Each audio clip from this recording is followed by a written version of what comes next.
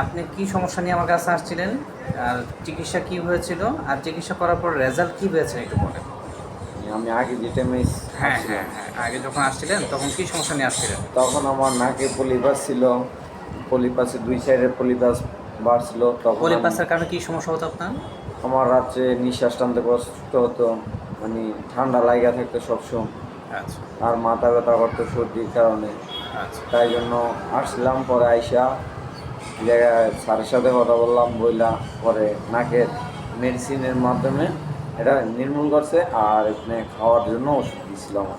আচ্ছা আচ্ছা তারপর আচ্ছা এই তারপর 2-3 মাস খাওয়ার পরে একদম নির্মূল হয়ে গেছে।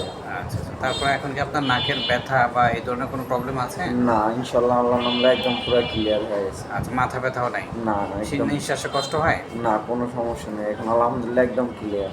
আচ্ছা, আপনি খুশি তাহলে? জি। মাশাআল্লাহ।